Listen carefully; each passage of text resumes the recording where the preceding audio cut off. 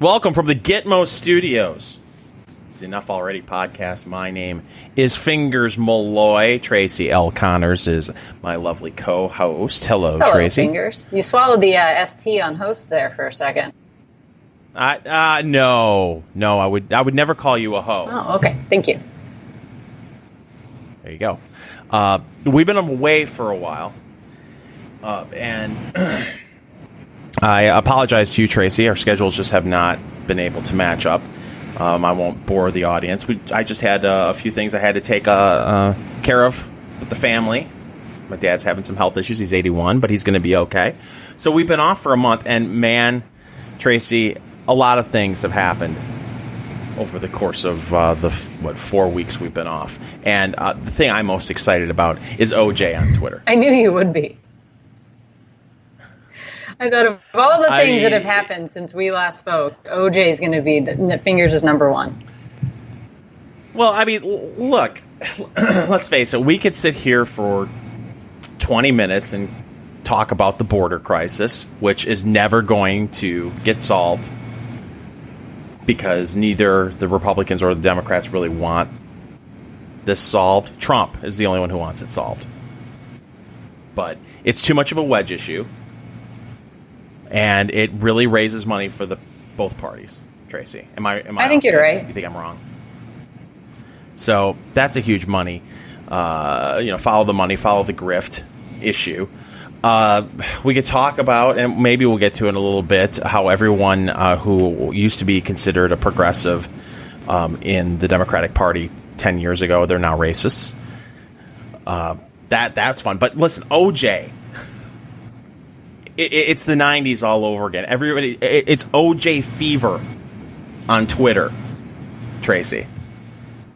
He's part of Twitter, and you got to see this video. I don't know if you have it queued up, but he's trying to be a part motivational speaker, part Twitter personality, and he's so smooth. He's OJ. I'm Juice. Hey there, Twitterville. Who's Twitter Joel Bill? Pal the Juice. Is that just Twitter and Twitterville? Oh, Twitterville. I keep thinking you're saying Twitter Bill. Yeah. And is that the sap that's carrying around the camera for him? Well, you got the video. You got the video up right now. It's one of those. Remember those commercials you'd see where somebody will be doing something and then they'd say, "Oh, hi there. I didn't see you there." Yes. And then they talk to the camera. The first 3 minutes, the first 3 seconds of this video, he's teeing off, and then he starts launching, and it sounds like he's doing a commercial for reverse mortgages, which he's probably trying to angle for. Although, yeah, you got to see it. And just so you know, those of you who can't see this, the accompanying language for this tweet is he's celebrating his 33rd annual 39th birthday. He's very clever, that OJ. I didn't realize men do that crap with their age. No, they don't. They don't. That's what I'm talking about. Hey, Twitter world, this is yours truly. You know, it's hard for me to believe that today I'm celebrating my 33rd annual 39th birthday. And I got to tell you, it's been quite a ride. They said every life some rain must fall. Well, I've had some hurricanes descend in my life, but I thank the Lord because through it all, He's kept me relatively healthy and in good spirits and positive. And that's tough to do today with all the haters on the internet and on cable TV spouting their negative opinions on just about everything. You know, I like what Plato, or was it Socrates, he said about opinions that they are not fact, that at the most they could be possibility and maybe even a probability, but the facts are they're not fact. I like the old saying that opinions are like armpits, everybody got them, and most of the time they stink. You know, a lot of good things have happened in my 39 years. The other day I was with my boys watching the internet at a sports bar, and saw one TV, and they had a softball game, playoffs of the girls softball NC2A. And Alabama was playing Texas, and I think the pitcher for Alabama was black, and the leadoff for Texas was black. And I said, now that's something to celebrate, because when I was in school, those schools wouldn't allow blacks to play any sport. Lately, I saw where Kaepernick pointed out that Betsy Ross flag was being used by some, negative groups as their symbol. Well, I said, don't let the negative win. As far as I'm concerned, that flag represents the birth of America. Hey, one shout out to a buddy of mine, Sluggo in L.A. Hang in there, buddy. Stay strong. Get back to Vegas soon. Hey, look, I got some guys to beat and some cake to eat. Take care. Uh-oh. What do you think he means by guys to beat? Yeah, I don't know, but I love the first comment at the top of this is an emoji of 3 knives. And then the next one comment is that shot sliced left. Third comment, I see you only have one glove. And then there's the obligatory, these people don't have birthdays anymore, with pictures of Ron and Nicole. So yeah, he's fit right into Twitter. I'm sorry, I thought he said Twitterville. Hey there, Twitter world. It's your old pal OJ. I've had a lot of hurricanes over the past 39 years. Oh, yeah. Oh, poor OJ. He's the victim. Of course, he's out on that course looking for the real killers. He's never given that up. Right. I wonder if he's found a way to monetize this yet. That had 2.5 million views. You would really have to struggle to find a sponsor for O.J. Simpson's Twitter account. Ginsu? Did you think? Jesus. OxyClean. He's wearing a Nike shirt. I'd like to see if they give him a cease and desist. And it looks like he's wearing Adidas shoes. OxyClean. Does it have bleach in it, though? I think you need bleach. I don't. I probably could take out bloodstains. That's all I know. That or a little club soda. We'll take that out. No, it's amazing that he thought that that's a good idea, and the thing is too, it feels like he scripted the whole thing. It was at one point. It felt like there was insert chuckle here during his dialogue. Well, I gotta tell you, Twitter, I've seen some hurricanes in my life. Is this a commercial? Yeah, I don't really understand why he's talking about hurricanes. And then on top of it, it's like he's trying to. Now he's a civil rights leader? No, he's telling Kaepernick that he thinks that people are trying to co-opt that flag and he shouldn't let them. But I don't understand who these bad people are, these racist people he's talking about that are trying to use that flag. The only group we saw trying to use that flag was Nike. Yeah. So is Nike the bad guys? Because you're wearing their shirt right now. Well, Beto O'Rourke made that case when the whole Betsy Ross flag controversy. What did Beto have to say? Beto, Robbie, Roberto. What do we call him? Roberto. Robert. In between sets of his ska band, got in front of people, and he claimed that it had been the Betsy Ross flag had been co-opted by white nationalists. Okay, what proof do they have? So apparently now, none. It's just he had to jump on the bandwagon, the woke wagon, to show everyone how woke he is. That he had to make a statement on the Betsy Ross flag for some reason. That was a thing for a couple of weeks. Everybody had to have an opinion on the Betsy Ross flag. Now, I got to tell you, I have looked everywhere on the internet, and I'm not seeing any white nationalists, any Nazis waving the Betsy Ross flag around. What these things? No, these things pop up on the internet, and they take a life of their own. I mean, it's crazy. No, and you and I have been to plenty of events, political events. I don't recall ever seeing one of those. You get a lot of the Gadsden "Don't Tread on Me" flag. Sometimes the "Heaven Help Us" that just has the tree on it. I don't know if you've ever seen that one. But never the Betsy Ross flag. And I have to say, I'm offended as a woman because it's the only flag, the American flag, that has a woman's name attached to it, right? She's the creator of the original flag of the United States. So all these men are trying to take that away from her. I think that's what this is really all about. That's a great point that really hasn't been brought up anywhere else. But she didn't do anything to anybody. She's a Philadelphian. I've been to her house. Well, I wish we would have had a show 3 weeks ago when this whole thing started blowing up. But we've talked about this previously, this whole notion that there's like this huge white nationalist skinhead Nazi movement is preposterous. I'm not saying that it doesn't exist. There are some nut jobs out there. But they try to make it on the left sound like, wow, the whole Republican Party has been taken over by these extremists, and now they're waving Betsy Ross flags. It's just preposterous. And we all know what that means. Wink, wink.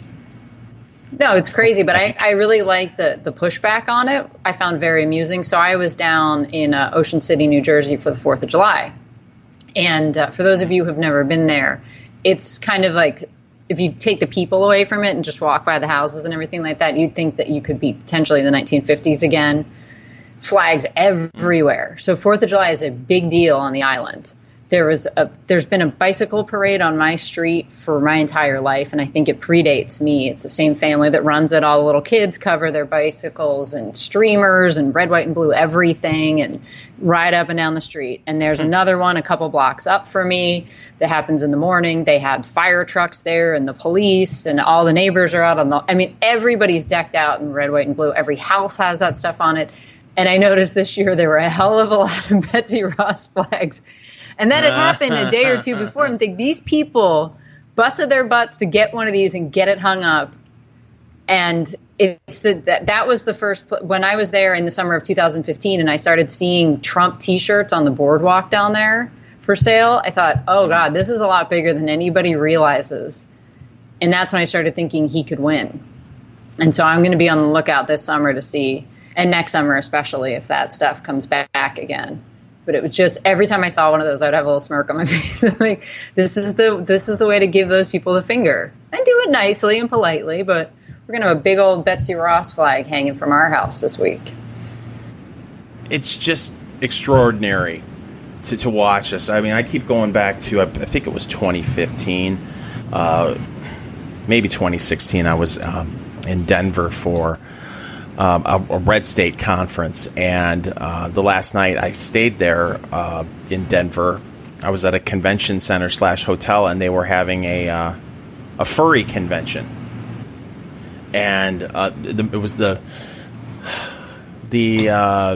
I don't know, Greater Colorado furries, whatever, and the 18,000 furries showed up. Sure. And meanwhile, right after Trump got elected, they had some sort of white nationalist rally at a Hilton in D.C. Do you remember this? And there were like 30 people showed up. More press than actual attendees. Yeah. And the press made it sound like, oh, my God, white nationalists are taking over. Racists everywhere. It's like, well, geez, there were 18,000 furries in Denver, and I didn't hear about furries taking over the world. There were like 50 show up at this DC Hilton, and oh my God, panic! It's ridiculous. Right. Well, you can't write the Hair on Fire fundraising letter based off of 18,000 furries descending on Denver. But you can. We're like, did you know, fingers, that there were 50 white nationalists gathered in our nation's capital to celebrate Trump's victory? And there was a time where, what was it, Richard Spencer, they tried to make him a household name, and if it weren't for CNN digging him up, I would have never heard of Richard Spencer. Either. And they, every 4 years, the mainstream media prays that David Duke will endorse the Republican nominee for president, and then they can say, oh, there he is. And everyone under the age of 40, maybe even 45 at this point, they have to Google the name David Duke to even know who David Duke is. Right, we should check the Twitter trends over time for his name coming up in searches. I bet it pops every election, every presidential election year. And then disappears. So that big controversy hit for a couple weeks, and I think that's died down now. But now that is going to be a symbol, not for extremism, but people, like you said, who want to push back against these ridiculous narratives are going to go out and buy the Betsy Ross flag. Mm-hmm. The Antifa protests in Portland. How long are we going to put up with this without someone stepping in and calling them a domestic terrorist organization? I don't know, Fingers. It should have happened years ago at this point. And the fact that they let them out there with masks on so they operate in complete anonymity just boggles my mind. But that it's taking place in Portland doesn't surprise me in the least bit. That place is just... Yeah, tell people about... I know it's been several years since you lived in Oregon, but there was a time you lived out there. I lived in Portland. It wasn't... You lived in Portland, and I'm sure it was bad then, but it wasn't nearly as bad as it is now. No. Does it? I mean... No. No, and I'm kind of bummed that I'm not there now because I would be down there for all these things. I just like seeing the chaos, right? But I know what it is. Yeah. So I wouldn't go there with any, misconceptions about what I was going to see. So I'd probably be wearing a helmet and some goggles and stuff like this. And if I was going to go there to film it, I would wear a camera that was surreptitiously hidden somewhere so that nobody would know I'm doing it. Because I think that's how Andy Ngo ends up getting himself in trouble. And he's also, now they all know what he looks like and all this kind of stuff. So that's not to say that he deserved what happened to him or anything. But no, what I found there was, as long as you keep your mouth shut about your politics, if you don't agree, you're fine. But nobody was particularly bright about anything. And all they seemed to want to do is drink coffee. That was pretty much it. And stand in line everywhere. So I had a friend that was just like, that Portland's full of commies who love standing in lines. And that's kind of what it was. I mean, it's a shame. It's a really beautiful city, and each section of it, they divide it. The river splits it. So the downtown area is the northwest and the southwest. So the campus for University of Portland is southwest? Yes, southwest. Where the Trailblazers play is northwest. And each one has its own kind of character. Then there's the northeast, which is kind of being gentrified, but we don't talk about that there. And then the southeast, which is where I lived, is where all the hippies live. So that's Portland. I liked it. It was cheap. It feels like full of communists. Well, it feels like the Pacific Northwest is becoming more and more of a lost cause. Yeah. We did a story a couple of weeks ago on one of the other podcasts I do with Tony Katz called Eat, Drink, Smoke, and there was a controversy in Seattle because, much like San Francisco, there's shit on the sidewalk everywhere in Seattle now.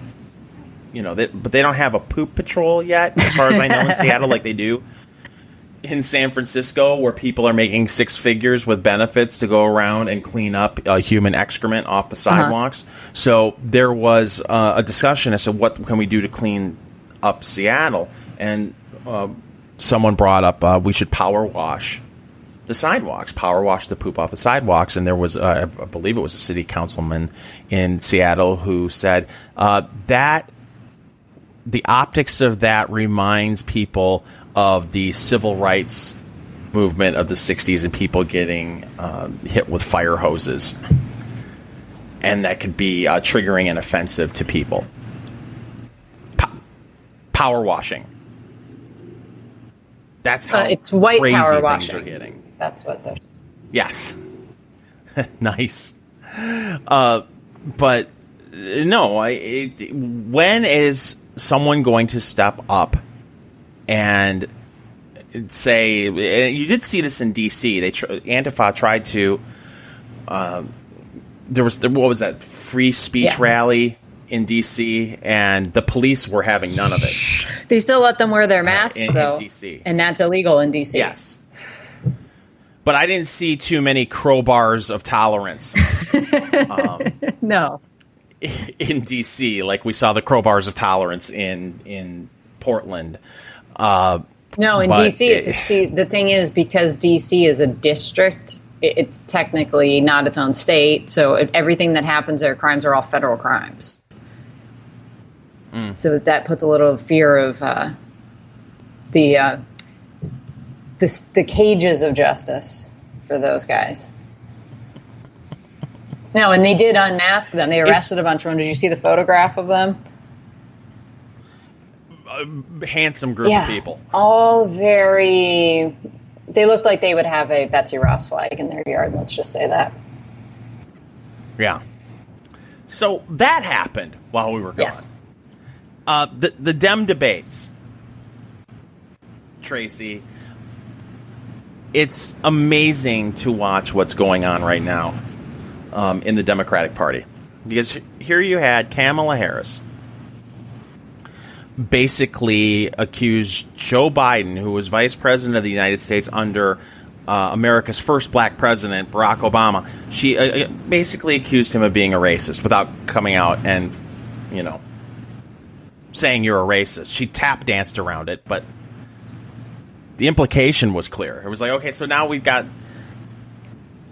people in the Democratic Party calling or wanting to call Joe Biden a racist and maybe stopping a little short. And then the AOC is kind of calling Nancy Pelosi a racist. This is extraordinary to watch. It's absolutely amazing to me. But I knew this was coming, and I think you did too. At a certain point, they have to turn on each other. Yes. Because you're going to have a new, younger group that wants power. Like Oprah said, we might have to wait for some people to die. And so now they're just trying to hasten their exit from Congress by calling them all racists. And then they've got them in a corner. How do you fight back? Because there's no winning that argument. There's no disproving that in these people's eyes. That clearly is the only motivating factor behind them. But with the Biden stuff, I think it's really interesting. And people pointed out, Obama's not coming to his defense at all. Obama's, I saw him recently in a video that he cut about for his global initiative, whatever the hell that's called. Still not wearing his wedding ring, mind you.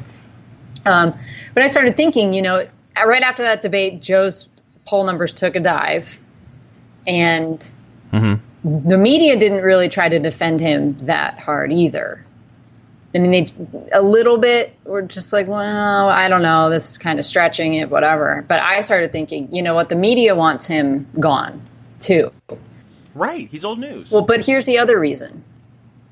If he stays in the race, they're going to have to relitigate the Obama administration and their policies. Because at some point, somebody's going to turn to him when he's saying about how he wants to do all these things, minimum wage, taking care of college loan debt, health care for everybody. You guys had 8 years and you couldn't get that done.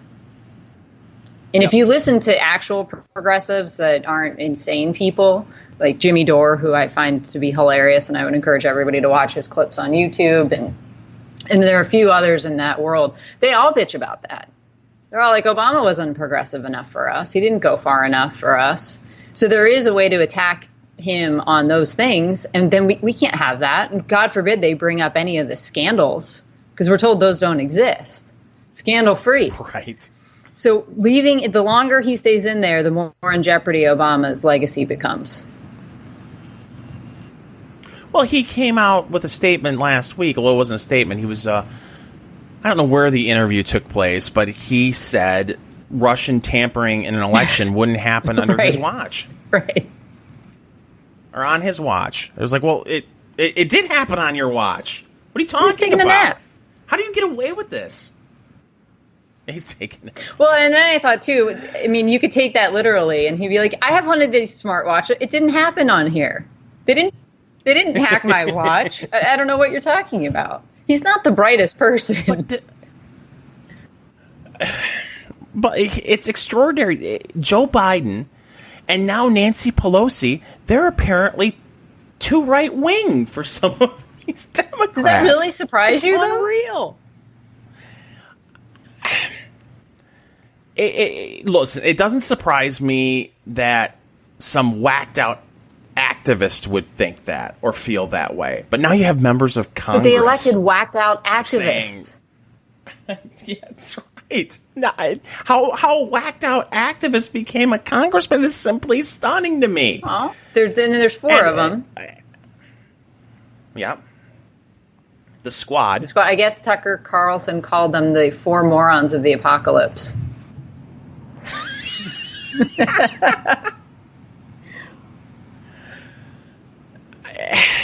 But listen, this is going to come to a head in 2020. Yeah.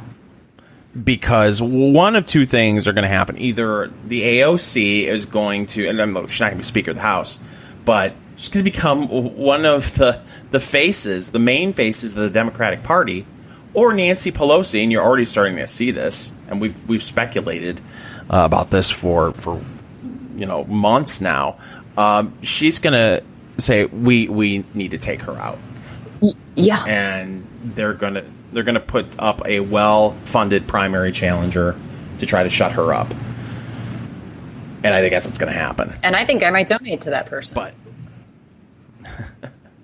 But she has, say what you want about the AOC, she has had a tremendous influence on what Democratic presidential candidates are talking about. Yeah. I mean, I'm not saying that she, she's the one that invented the Green New Deal. They've been talking about climate change and how to battle it for years, but talking about the Green New Deal, calling it the Green New Deal, having every presidential candidate pretty much sign on to the Green New Deal, I think the AOC has a lot to do with that for bringing that subject up for debate in our country, and she's influencing how candidates are running for president in 2019 going into 2020, and it's dragging the party further and further to the left. Well, she has a huge amount of influence. She's the Trump of the left. And I know people on the right don't like to hear that comparison so much. Oh, she's not like Trump at all, whatever. But and multiple people have pointed this out. Scott Adams has pointed it out. I think I saw Mike Cernovich tweeting it today, and people were jumping all over him. He's just like, she's the Trump of the left. There's no difference. The way that the left looks at Trump is the way that the right looks at AOC. And they always everybody wants to dunk on her and run the clips of her looking stupid. And yes, it's fun to watch that stuff, but you're just giving her more and more influence. Attention, which is what you're giving her, then morphs into influence. And a lot of people on the left, I can't remember who I was listening to yesterday, what podcast, I wish I could give them credit for this, but they were talking about how one of Hillary's big failures was listening to the millennials on her digital team, who think that that Twitter and the reactions on the internet are so important that they should appeal to the Twitter audience instead of appealing to normal Americans. Like saying, Julian Castro saying that transgender men deserve to have abortions. We've got to fight for I can't remember what he called it, reproductive justice. And that means trans men. No, trans women, excuse me, I think. Because you're supposed to say the opposite of what they transition to. I can't keep track anymore. Or what they, right. Anyway, he got it wrong. But everybody in the hall applauds, and it's just like, no. Biological men that have become women can't have an abortion.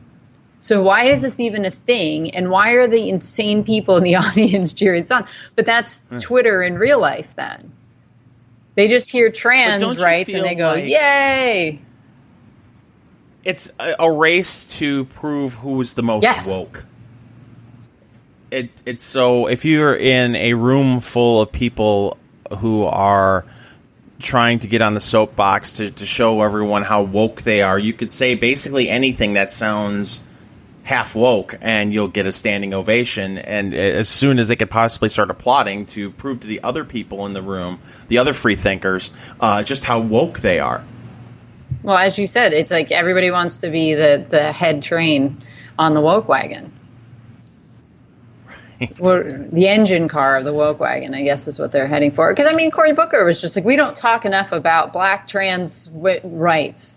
What? How much more targeted could we get to? We don't talk about the rights of these 250 people. and they wonder why they aren't capturing the hearts and minds of people in Michigan and Ohio and Pennsylvania.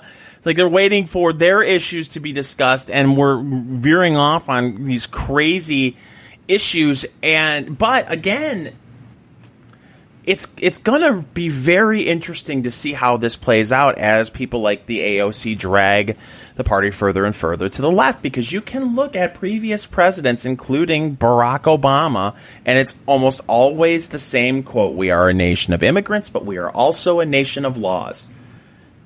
And in just a few short years, that's racist to say something like that.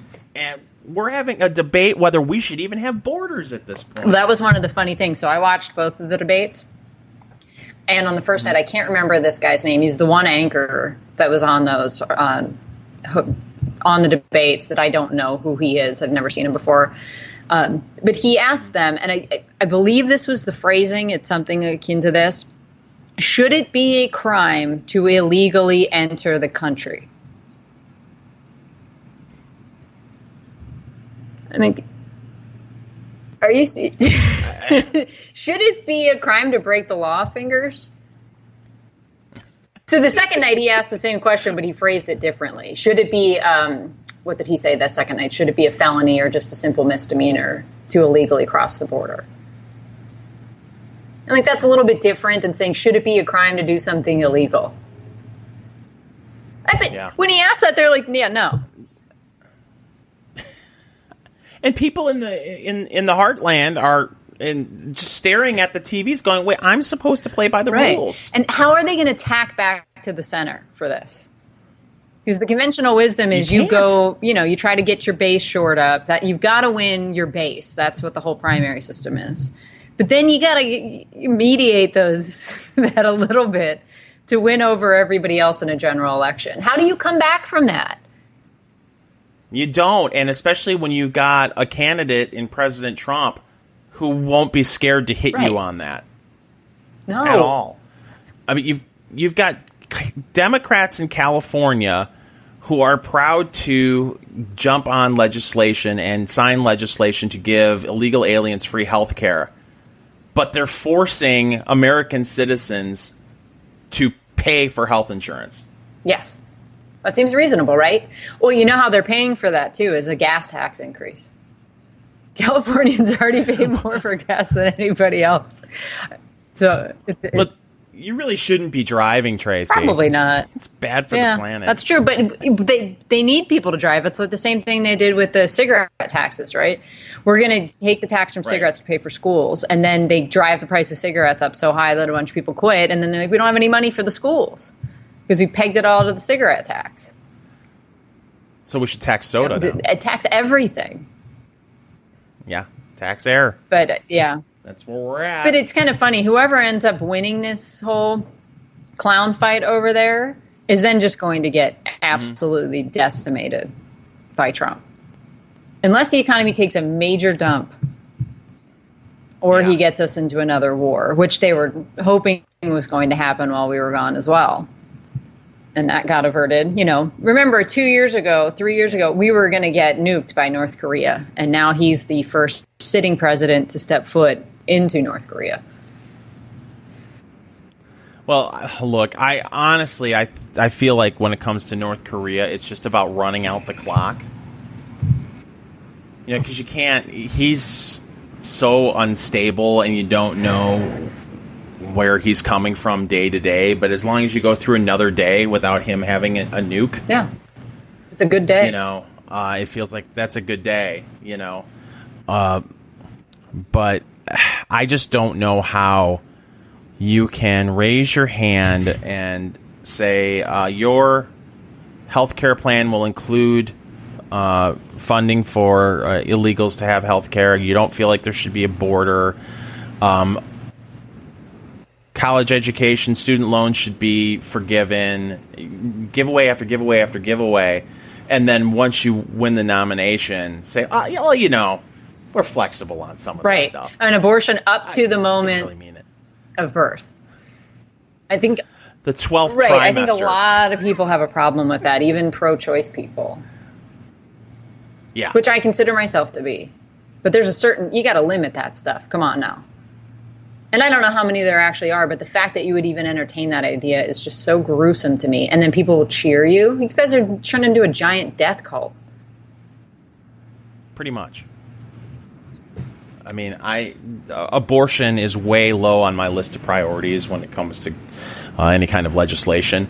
But when you have bills like in New York and they all stand and applaud after it passes, look like a bunch of ghouls.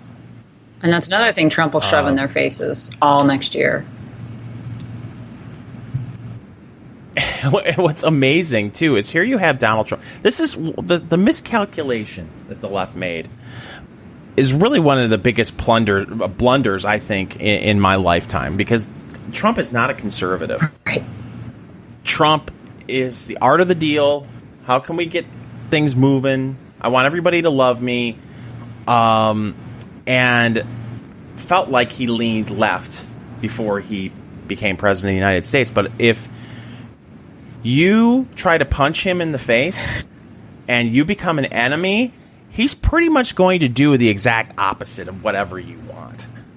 So if they wouldn't have come out from the very beginning and made him literally Hitler, right, and instead tried to get some left-wing policies enacted into law, he probably would have been art of the deal. Yeah, hey, I'm just trying to make government work, and the Republicans would have been in deep trouble because they would have, if they didn't like what was being passed or proposed, I should say, they would have had to stand up to a Republican president, and that probably wouldn't have happened. But instead, I can't imagine. If you would have told me 4 years ago that Donald Trump would come across as a huge pro-lifer, right, I feel like, what? Are you kidding me? But you're right. That's what's going to happen. Next year, all this stuff is going to be shoved down whoever the nominee's is throat. And it's going to be extraordinary to watch. And it just pushes Donald Trump, who is not a conservative, it's pushing him to take conservative positions on a lot of these issues, and it's funny as hell. It's hilarious. Well, and I just can't wait to see what kind of shenanigans are pulled next year. You know, thinking back to, it was 2008 when Rush Limbaugh instituted Operation Chaos. Yes. And that was, the Republican primary was decided way before the Democrat primary. So he encouraged people in states that had yet to vote, that had closed primaries where you can only vote for your own party, to switch parties to the Democrats and vote for Hillary to drag out their primary. Yeah. And I know people that did it. And so now you've got a field. By the time, I mean, we should shed a single tear for Eric Swalwell because he's the first to drop out. And he will be missed. Yeah. It's a shame. It is. But he got on that debate stage and there's Biff. people, yeah, he does kind of look like Biff. He looks like Biff and Edward James Olmos had a baby. And then, as you would say, peed on it. Yeah, he does. He looks like every 80s movie villain. But yeah, pretty much. But I mean, imagine the chaos that could be caused next year. There's going to be no Republican primary pretty much at all. You only have to have a certain, Trump's just going to breeze through. It's no contest. So in every one of these states, you could just try to slide the tip the favor and just have these people pick off little bits at a time. Like, hey, Julian Castro just won South Carolina, or let me think of a more red state, Maine or something. So they each pick up some votes and not enough to give anybody a majority, so they could go into their convention just completely in disarray, and it'll be even worse than 2016. The DNC would never what can they do? let that happen. They love democracy, and everybody should be allowed to vote. So yeah, they sure loved it in 2016, right? Didn't they? But there's nothing. It's not against the rules for me to switch parties and vote for Kristen Gillibrand, who was the most obnoxious person on that stage. They talk about man-interrupting or whatever you want to call that, where men are constantly interrupting people. She's now just mansplaining. No, she was interrupting, and I don't know if you remember this, but during the debates and the Democrat debates in 2016, it was always, Bernie Sanders is such a sexist. He constantly is interrupting Hillary Clinton and all this stuff. This is the ultimate sexism, is men interrupting women when they're talking. And then Kristen Gillibrand just any opportunity she could, running her mouth and running her mouth and running her mouth. And it was so obnoxious. Well, isn't she the one that likes to start a sentence by saying, as a young mother? And isn't that I her? don't know. And she's like 52 as a young mother. Well, maybe she means she's new to motherhood. I don't know what her deal is. I don't care enough about her to do any research because she's also not a threat. But I could vote for her in Pennsylvania. I will vote for anybody that's low down on their side to try to give him a little oomph and get him, a vote or two. I would love to see them go into their convention with nobody having a clear majority. Well, who do you think is going to get it? At this point, I think it's either going to be Kamala or Elizabeth Warren. I think you're right. I mean, you're already seeing Joe Biden lose a lot of steam. And Bernie Sanders is so goddamn boring.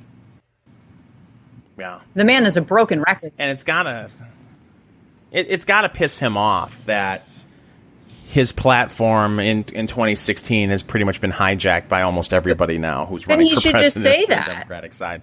You should come out and say all these bastards stole my ideas. I've been saying this for 40 years. And now everybody picked up on it. No, he was a dummy for running as a Democrat. He could have had his own lane, and the Green Party would have handed him their nomination. He wouldn't have to deal with any of this. But he doesn't want to win.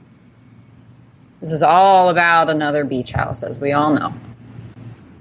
But I would think if you're running as an independent, you could get a pretty sweet beach house. You'd think so. With his numbers. But I don't know. Maybe he's lazy. I can't tell what his deal is. I just know he doesn't seem to want to win. No. And he's the biggest pussy as a revolutionary you'll ever see in your life. I still am stunned that he could go on CNN in 2019 for a town hall and not burn the place down. You screwed me over, CNN. And let me take the first 5 minutes of this town hall to tell you how you suck. And if he made it to the debate stage with Donald Trump next fall, that's exactly what Trump would say. Why do you trust this guy to fight for you? He won't even fight for himself. He let the Democratic Party play him twice. He let CNN screw him over and then was like, oh, you guys want to give me a town hall? When should I be there? The only effort I've seen him make is getting a haircut. Oh, you've seen he's got his haircut now. It doesn't look like he brushed it with a balloon.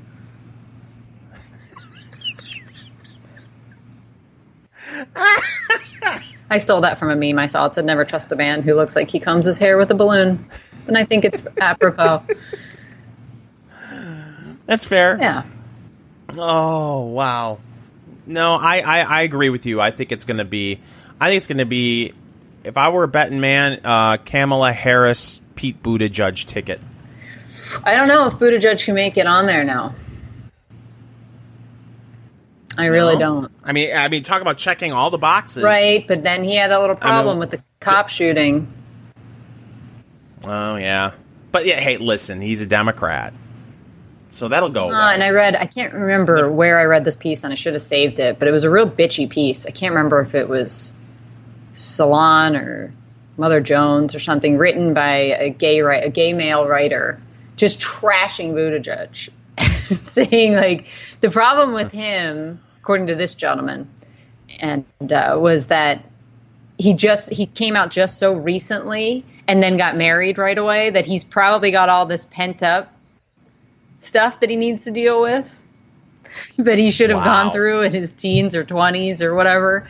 And now he's like, I don't want that in the White House at all. That would be a gigantic mess. I was like, wow, dude. Well, he doesn't like him because he's so milquetoast, and he's just like, he's arrogant, and there's really nothing all that special about him. And I don't want this to be the first gay president. He's not gay enough. So you're going to get that crap. He's just a spoiled white kid. It's basically what this guy's point was. Well, here's maybe a point to consider. South Bend is a shithole. Yeah. Well, that's the other thing. It's a total shithole. And it hasn't gotten any better. And he's been mayor for a really long time. And how many votes did he win that election with? I think it was something like 8,000 in a city of 80,000. I mean, that's pathetic. Anybody that's ever visited South Bend, you wouldn't be driving around thinking, man, whoever runs this city should run the country. Oh. What a paradise. Yeah. No. So, look, he'll get past it, just like Elizabeth Warren apparently has gotten past her 23andMe scandal. You know, in the primary, maybe they don't even know about that. Okay, there's a chance, but the primary voters, especially the wokety woke primary voters, have to know about Elizabeth Warren's troubles, and they just don't care because she's on their team. Maybe, but it also hasn't been brought up yet. So wait until here. I've got to predict it. I don't know if you've ever been on this website before, Fingers. No. You, who loves gambling, have never been on Predict It? Oh, is that the site you can bet on pretty much yes, everything? So this is right now, they have the Democrat presidential nominations on here, and you can buy people. So you could place a bet on Kamala to win right now. She's at the top of their leaderboard. So for 24 cents, you can buy her to win. 77 cents gets you a no. So people think this is way more predictive of the eventual outcome. So you've got Kamala at 23 cents and then Biden right below her. He's down a cent this week at 21 cents. Uh-oh. Then Elizabeth Warren at 20 cents. And then Bernie Sanders at 13. Buttigieg is at 11. Andrew Yang is right behind him at 6. Then Cory Booker and Tulsi Gabbard at 4 cents, respectively. Hillary Clinton's on there. Oh, get out she's of right here. below Tulsi. 3 cents to buy Hillary. Well, there you go. You know, it goes to the convention, and Hillary Clinton is the compromise candidate who can bring the party together. The broker convention. Oh, there this it is is. amazing. Oprah's on there. You can buy her for a penny. Zuckerberg a penny. Is Michelle Obama on there? I don't. Did you see Michelle Obama getting interviewed by Gayle King talking about her sex No. life? I haven't overeaten and needed to vomit recently, so I didn't. All right, I won't get into it, but yeah, there's that out there for the folks. Bill O'Reilly calls them the folks out there that want to take a look at that. But I have to say that I believe the top 5 contenders right now. The last poll I saw, it was Biden, Kamala Harris, Elizabeth Warren, Pete Buttigieg, and I'm and not Bernie. Bernie Sanders. I think it was Bernie. The top that they have here too. To me, Kamala is the most likable out of all 5 of them. Don't you think? Yeah, I mean they're all detestable. No, I honestly I don't like her at all. I think she's a terrible person. No, she's crooked cop Kamala is what she is. I've been reading more and more about the stuff that went on when she was the prosecutor in San Francisco and attorney general in California. She really doesn't give a damn about anybody.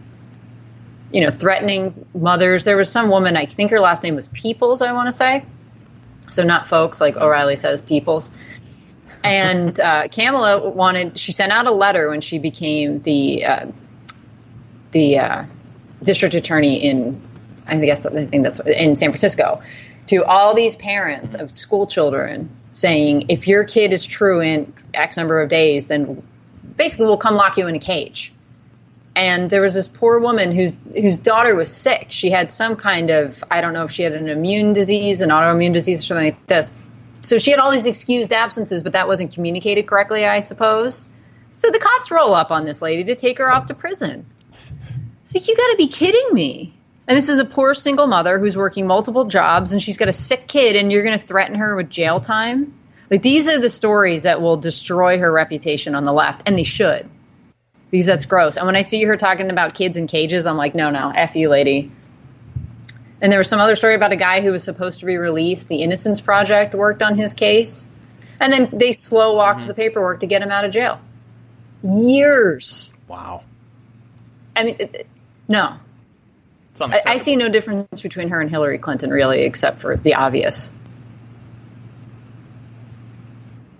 She has a pulse? She doesn't faint? No, I think she's a cold person. She's a little bit better about putting on a fake personality, but no, I don't trust her at all. She's a crooked cop, and I think that's what Trump should be calling. You don't like the fact that she liked to smoke weed and listen to Snoop Dogg 10 years before his albums came out? She ran against marijuana in California. There's video of her that, Funny right, how when that she was works. running to be the Attorney General of California, the Republican that was running against her was pro-weed. And she was not. Yeah. Really? And she decided to crack down on, silly little victimless crimes, as we like to call them, like prostitution and drugs and all that stuff. Nope, here she comes, iron fist, top cop lady. So, I don't know. I mean, you want to get into it with Trump and his criminal justice reform record versus that?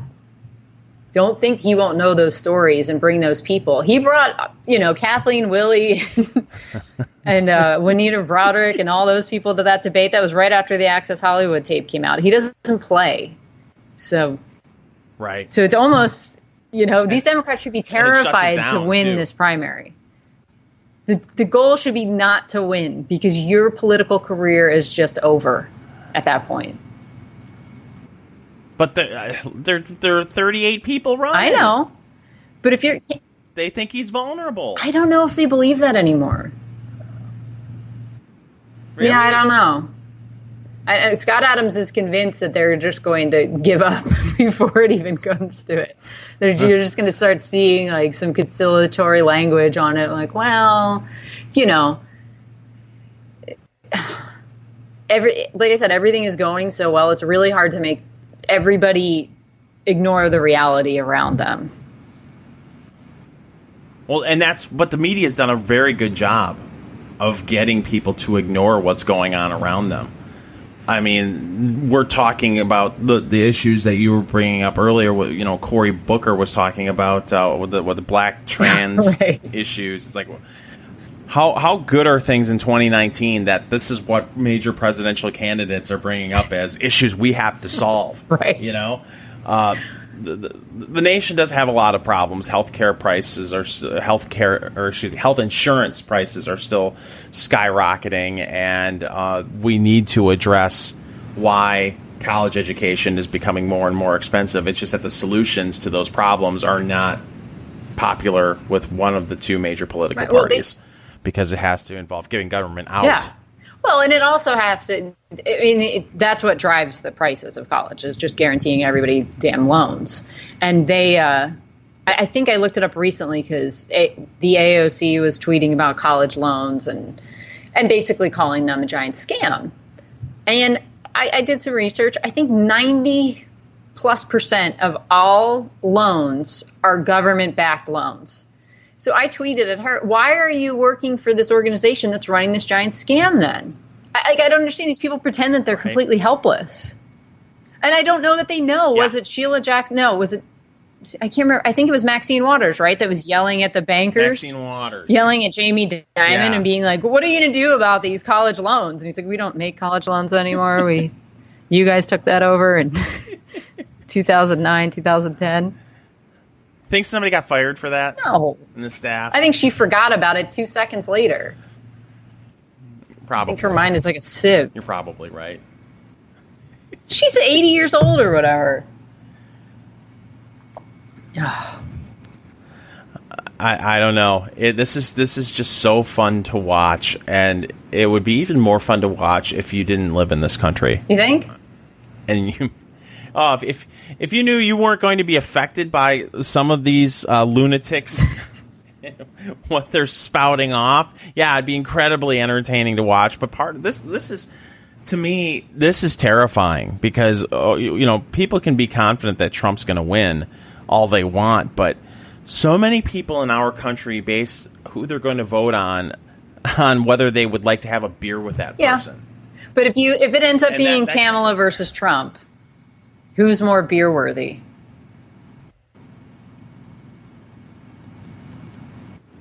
Well, I would think Trump, but if listen, a lot of people are turned off by his style. They don't like the Twitter stuff.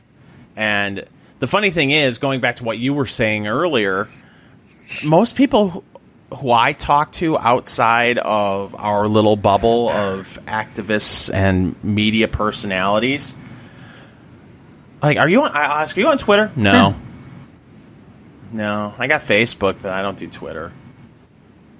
And yet Twitter dominates our news cycle. Mm-hmm. because they're lazy. In ridiculous ways, because it wasn't too long ago where the media would try to generate news by running an opinion poll, and they still do it.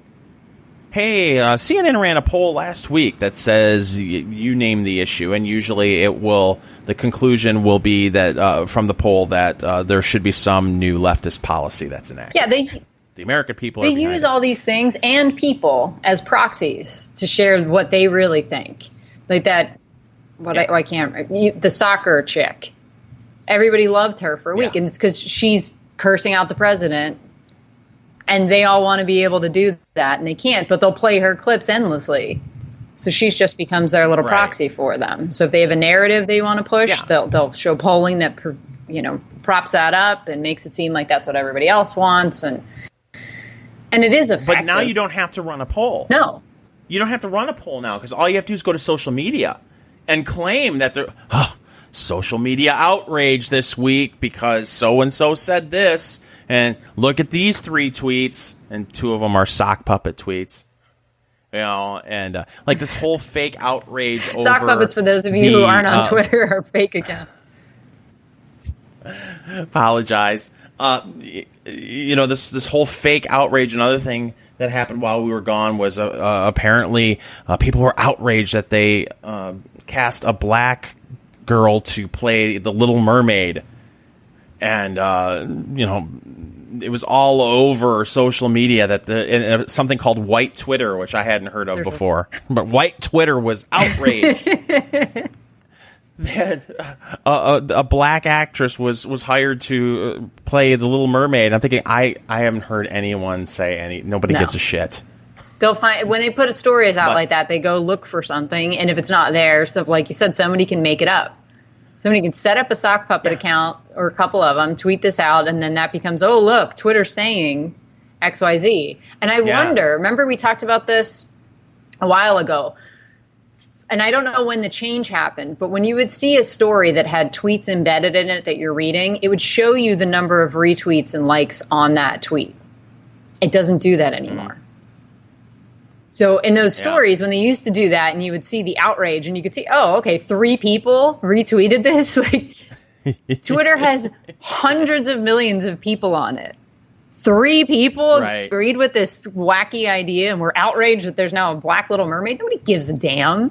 And if you do give a damn, you need to get a life. Like, that's such a waste of your energy.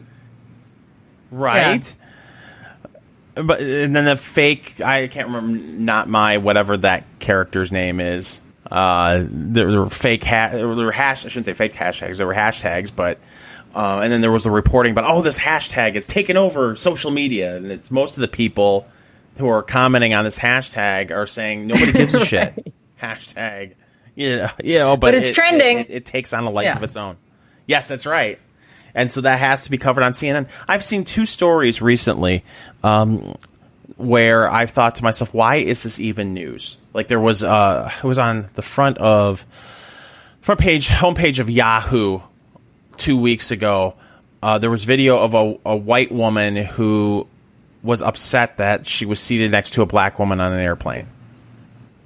And this was on the front page of the homepage at yahoo.com. And I thought to myself, why is this news? Okay, so you found a racist. You found an asshole. There are assholes everywhere. Can we not try to make it sound like this is an everyday occurrence, that in airplanes all over the United States every day that this stuff happens? They try to craft the narrative, and so see, here's an example: white America being racist. And to me, you see this, you think, why is this news? Why would this be on the front of Yahoo.com? It's just strange to watch. It is, but unlike you, I'm not worried about this. I'm just going to have fun for the next year and a half. And laugh at them every day. I mean, every day I can go into work and talk to my coworkers who are all on the same wavelength that I am.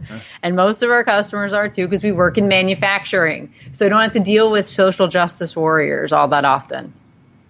Although I did get into it with some of them recently. And I was shocked at how just everything they said. It then occurred to me later when I was kind of rehashing it in my head to be like, could I have done a better job arguing with them? Because I just lost, like at a certain point, I'm just like, this is such a waste of my time.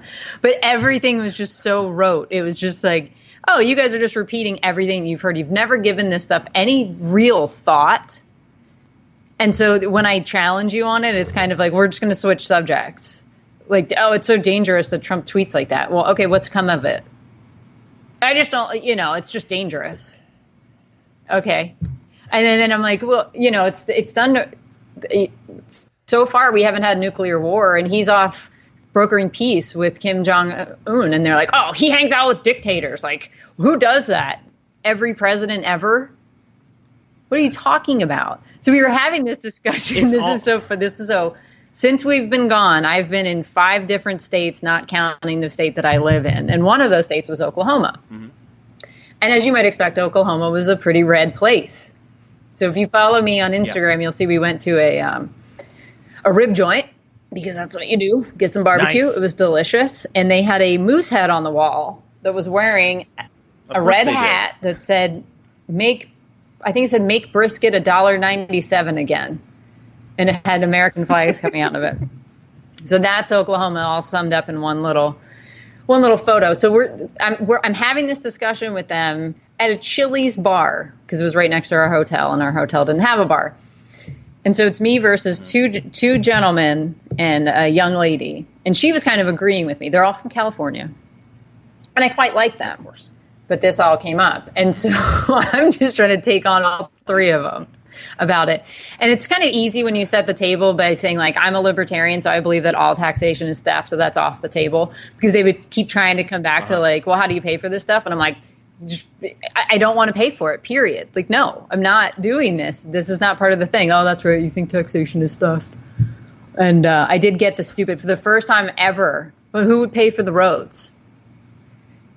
And I was just like, are you kidding me about this? The roads? I said, where I live in Pennsylvania, and this is from a great book. I'm not going to remember the guy's name that wrote it, I don't think, but it's called How Capitalism Saved America. And he's got a whole chapter in there about how the roads came to be. Like, imagine this, fingers. I guess they don't realize we didn't have an income tax until 1912, 1913. But I said, right. Okay, I live in the Northeast, and those roads were built. They were toll roads built by private organizations.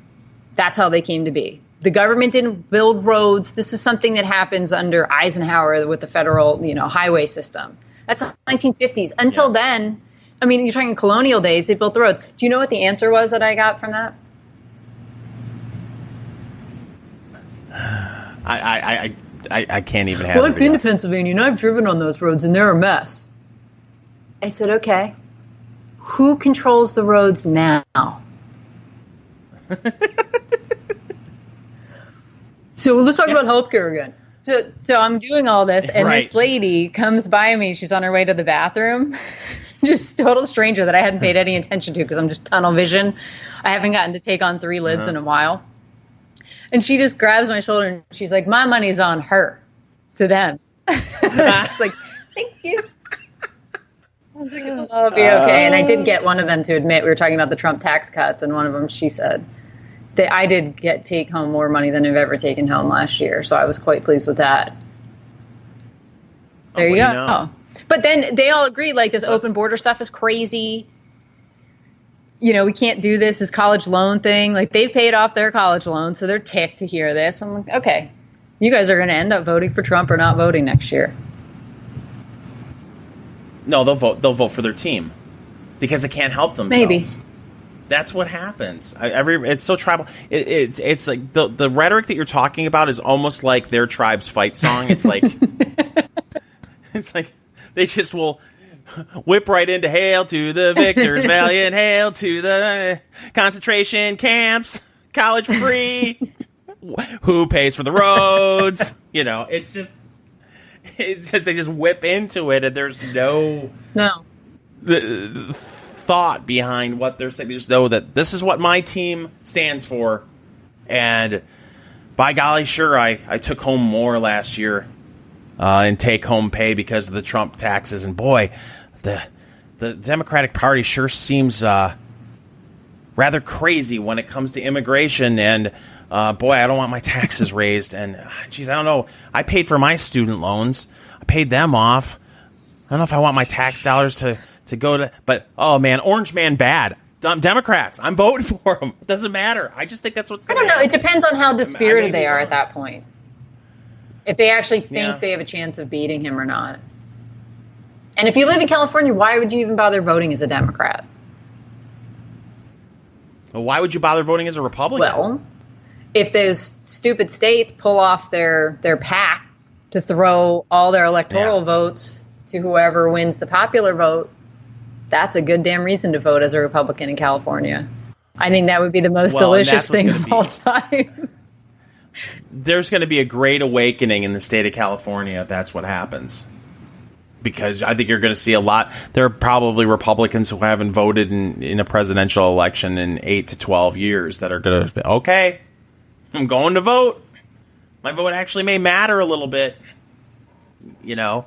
Yeah, and think about upstate New York is pretty damn red. I mean, if you look at the map where you see it colored red and blue by county, at the county level, it's a sea of red. Yeah. Well, Tracy, we're an hour and 5 minutes in. Know. Anything else you want to talk about? Let me go down my list. Yeah, I think we can spare everybody more ranting. Okay. We'll save it for next week when we're actually back. Well, yeah. So we're going to try to be better about our schedule. Be better. But, things are still a little, about our schedule, but just be better in general. But things have just been crazy lately. So we hope that we'll be much more regular. We'll take our podcast fiber and a mucil, and hopefully we'll be back next week. Remember, you can catch the Enough Already podcast where all good podcasts are sold. You can't say iTunes anymore. It's Apple Podcasts, SoundCloud, Stitcher, TuneIn, and of course you can watch us from the Gitmo Studios over on BitChute and YouTube. Tracy, final thoughts? If anybody is not watching this, they won't understand why you're calling it Gitmo. So you're going to have to check out the video feed to see why we're calling it the Gitmo podcast. Yeah, it's gotten worse. My studio, there have been a lot of things are under construction at the home studio here. So I keep telling Tracy that eventually I'm going to get out of the corner, but I'm still in the corner. But hopefully that will change in a few weeks, and you'll actually see me in a nice studio. But until then, my name is Fingers. She's Tracy. We will be back hopefully next week with an all-new Enough Already.